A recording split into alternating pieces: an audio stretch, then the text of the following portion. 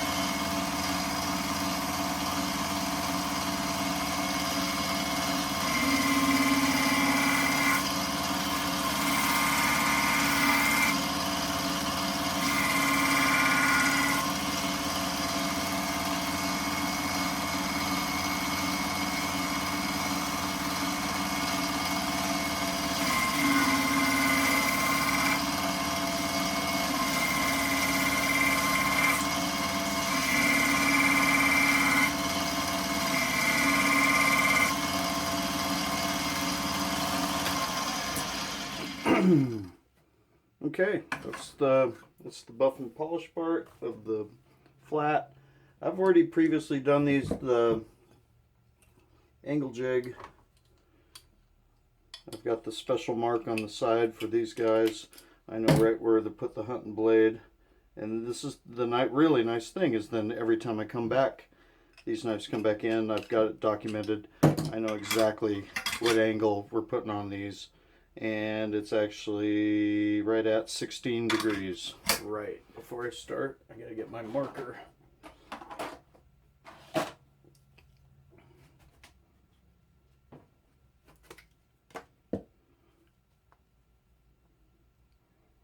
So this is just the process that I always use. I start by taking my Sharpie marker, going down each side, boom, boom. And with this one here, I should be able to tell, because it's so wide, the flat on it. But I still like to take a Sharpie along the apex, and that just makes sure that we're getting the two bevels joined at an apex.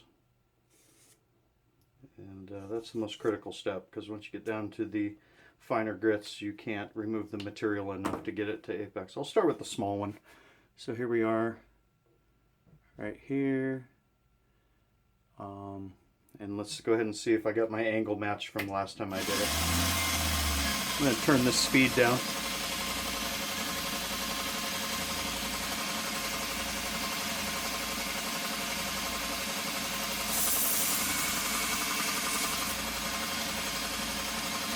That's one pass.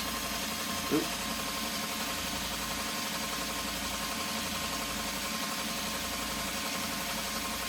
Yep, one pass right on the bevel.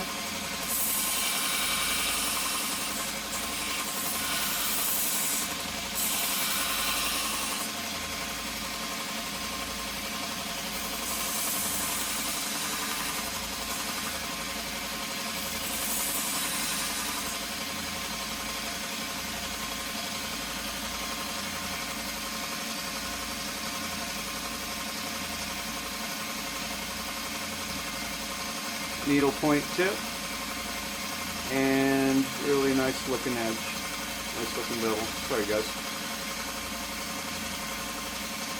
Okay, backside looks like it needs a couple more, right up here at the tip. Just a little bit right there to get that bevel smoothed out.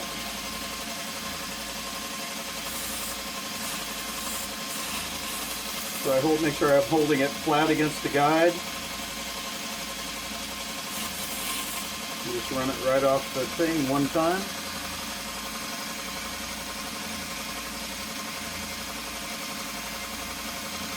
There we go.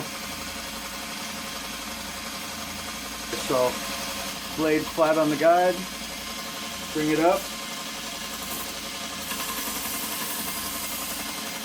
and rotate at the curve.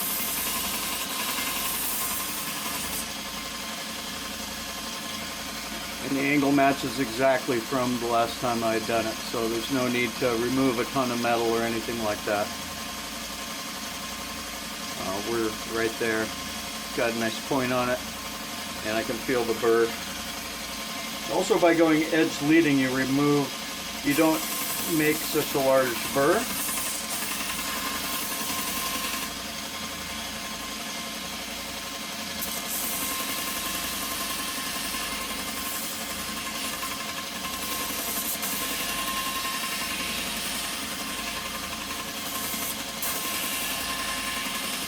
Just have a steady hand, and there we go. I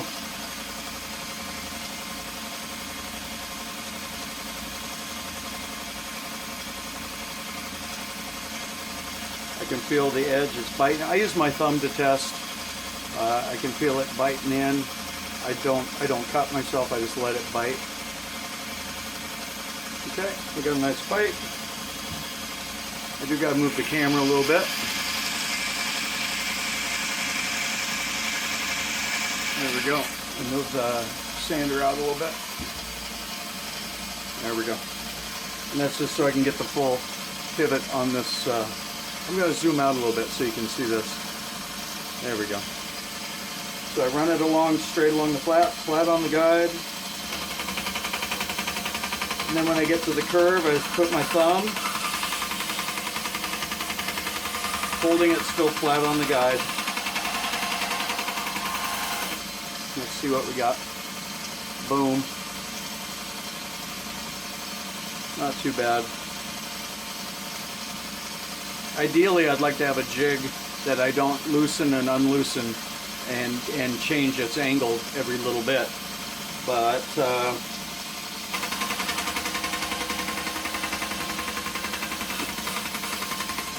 pivot, hold it at the pivot. Come across straight. Hold it at the pivot. Beautiful. Very happy with that. And as nice as it looks, I actually see where the Sharpie marker is still right here on the edge. So I do want to carry on a little bit back here.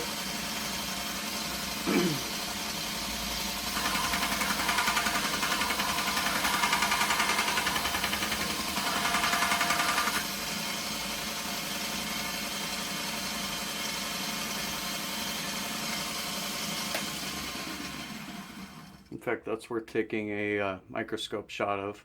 I think I've done this before, but even though the edge is really nice, we haven't apexed yet, and you almost wouldn't be able to tell that unless you looked underneath the microscope. Okay, so here's the tricky bit. It will look and feel like you've apexed the edge, but you can see the Sharpie marker there, and the roughness is what you feel that makes you think that you've apexed it and it's sharp. But when you look at it closely, we haven't brought the two bevels together, and you can still see the Sharpie along the top. This is towards the front, and if I slide back down towards the back, you can see it's even worse down here. So we do have a little ways to go. This is what the 220 grit belt looks like under magnification. I just need to finish until it is apexed.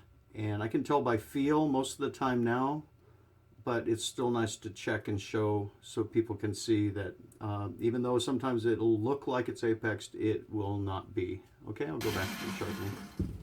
So part of the problem is because this bevel is over a 1/4 inch from top to bottom, there's so much metal there that the belt, which would normally be able to reprofile that secondary bevel, primary bevel, is taking a lot more work. So I'm going to go ahead and kick down and go to something a little bit more aggressive. There we go.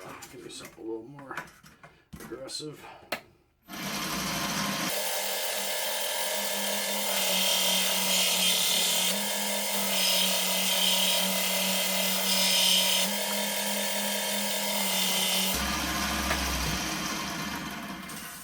Seriously, that is a lot of steel. Okay, let's try something that's going to get the job done for us. I'm going to go down here to the 40 grit, because that's just too much steel to cut through.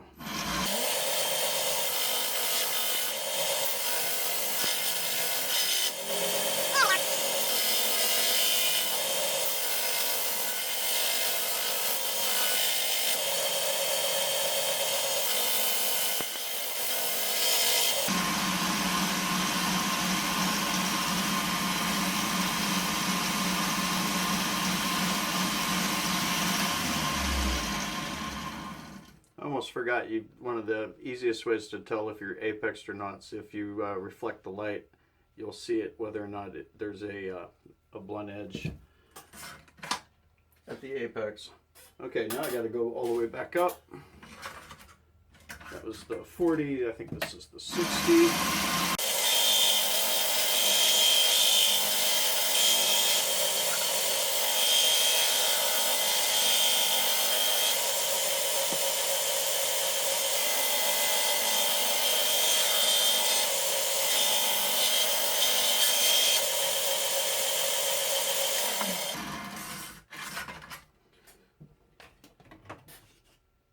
Here's the 220.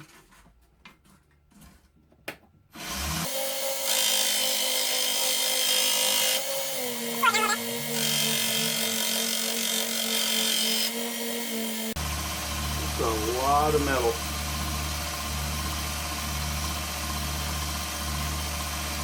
Nice. It's got a sticky feel to the edge.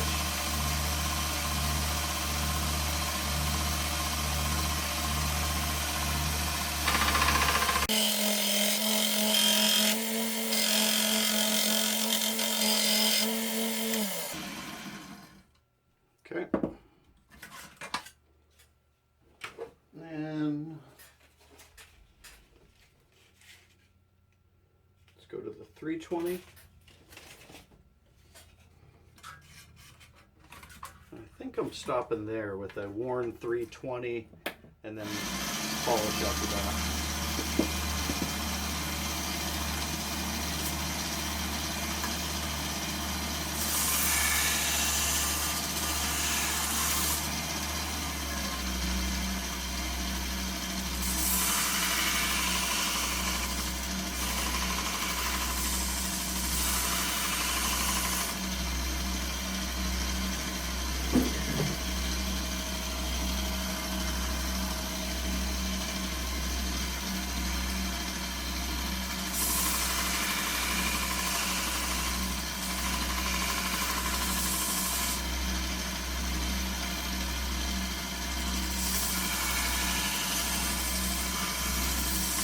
Very light touch.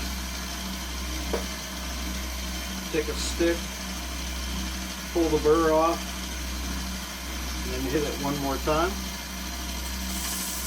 Very light.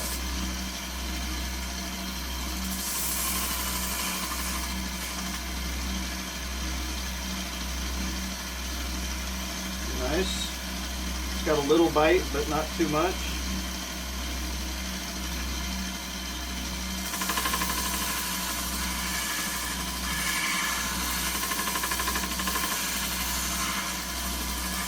The hook caught on the angle guide.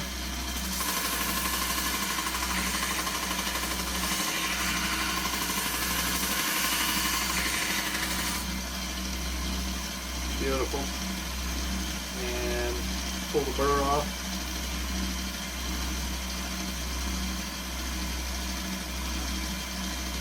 It's softwood.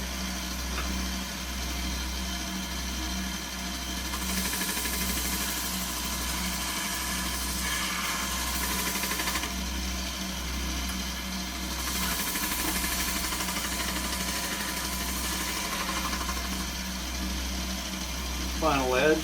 Yeah, baby. Okay, so what you can't see on the camera, but what I can feel here is, oh good grief, it bites and slices right into the skin as soon as you touch it. So just a light hit with the felt is going to be all that this needs to get it in good shape. Hopefully this is coming out. The camera's slightly above my eye level, so it's hard. I have to go tippy-toe to see the camera. Okay, that's the basic idea. Oh yeah, I gotta hit the big boy here.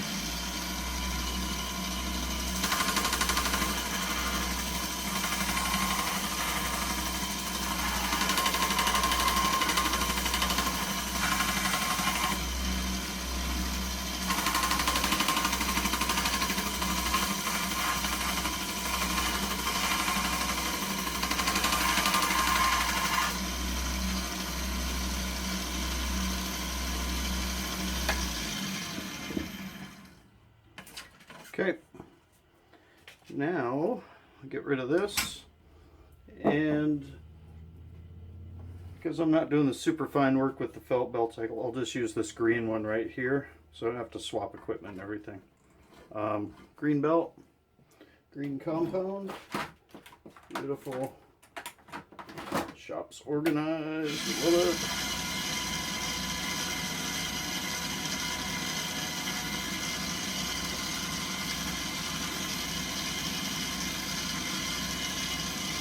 Okay, checking the camera. So I'll go ahead and remove the burr one more time, or else it's just all the metal filings are just going to go right into the green belt. Hold it at the same angle. Usually what I'll do So I get myself out a shop rag, lay it down, give the, sorry guys.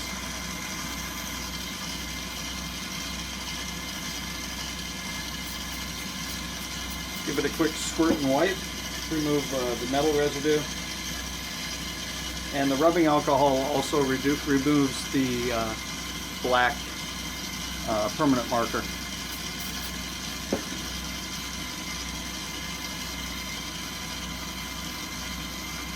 There you go. So I get rid of all that. I don't need to put all that on the belt. Okay. Then just a couple really light passes. 1, 2, 1. Very light. I'm on the slack part of the belt and you don't even see it getting pushed in. And it is ready to slice. Same thing with this one. Give it a quick rubbing alcohol wipe down.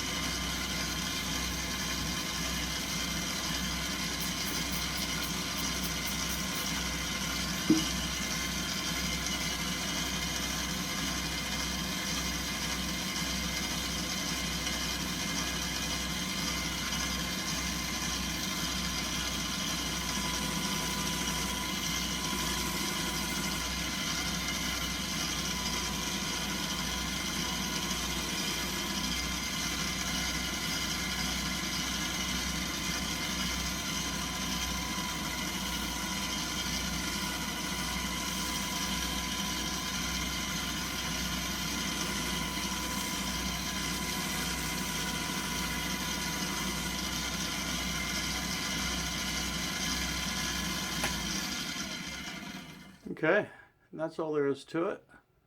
The edge is sticky. You can feel the bite when it wants to go through your finger. I'm pretty sure, I mean, there's all different kinds. I want to talk about sharpness testing. You know, you scrape the edge. If you push down, you can see it scraping into your skin, or if you're gliding across. I feel how it grabs the hair. This is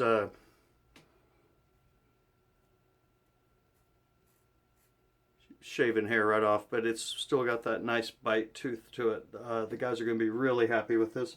That's it. It's as simple as that. 2 or 3 step sanding process. Hit it lightly with the green belt and the Scotch-Brite belts for the outside edge. And maybe I'll try to do one more image under the microscope and we'll see what the finished edge looks like. Okay, so here's the edge of that same big one that we were looking at before. This is that 1/4 inch wide bevel from top to bottom. You can see a couple spots.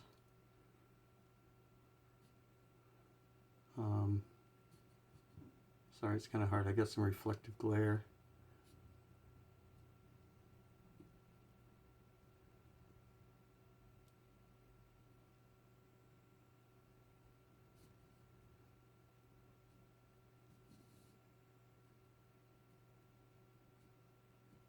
So we are zoomed in. You can still see the teeth. This is a great example. If I come up over the top, there you go. So that's the kind of tooth we're looking for. This is a toothy edge. It is apexed.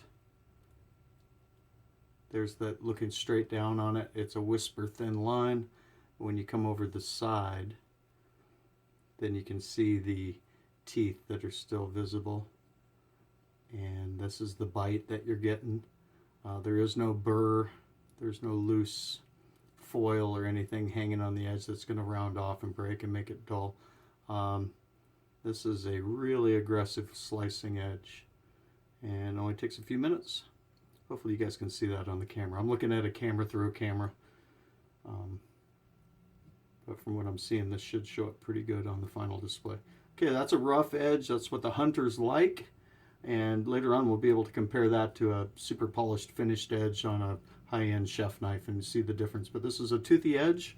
Took about 10 minutes altogether. 15 minutes, not counting the editing and everything else, switching back and forth.